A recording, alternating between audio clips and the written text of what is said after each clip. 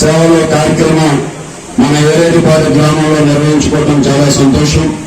ఈ కార్యక్రమానికి విచ్చేసినటువంటి మన ఏరేటిపాడు గ్రామ పెద్దలకు, అదేవిధంగా ఇక్కడ ఉన్నటువంటి ఏదైతే చేనేత అసోసియేషన్, పద్మశాలి సంఘ వెల్ఫేర్ అసోసియేషన్ సభ్యులకు, సంఘ పెద్దలకు, అదేవిధంగా మాజీ సర్పంచ్ సుధారావు చేనేత ఉద్యమానికి బాటలు వేసి చేనేత ఐక్యతని కాపాడే విధంగా, చేనేత వర్గాల హక్కులను కాపాడే విధంగా అనేక కార్యక్రమాలను చేసినటువంటి చేనేత పితామహుడు ప్రగడ కోటయ్య గారికి ఘన నివాళులు అర్పించుకుంటూ వారు ఈరోజు వారి కార్యక్రమాలన్నీ కూడా ప్రభుత్వ పరంగా వారి జయంతిని కూడా అధికారికంగా నిర్వహించే విధంగా గౌరవ ముఖ్యమంత్రి నారా చంద్రబాబు నాయుడు గారు నిర్ణయం తీసుకోవడం జరిగింది.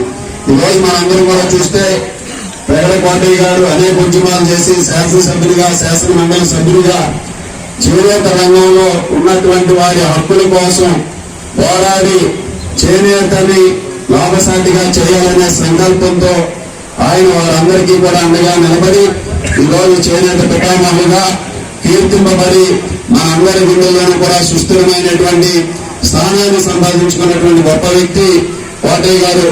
వారి ఆలోచనలకు అనుగుణంగా వారు ఏదైతే కలలు కన్నారో చేనేత వర్గాల ఆర్థిక భరోసాను సాధించాలనే లక్ష్యంతో గౌరవ ముఖ్యమంత్రి గారు వారి ఆకాంక్షలకు అనుగుణంగా ఈరోజు ప్రభుత్వం అనేక కార్యక్రమాలని చేపడుతూ జరుగుతుంది.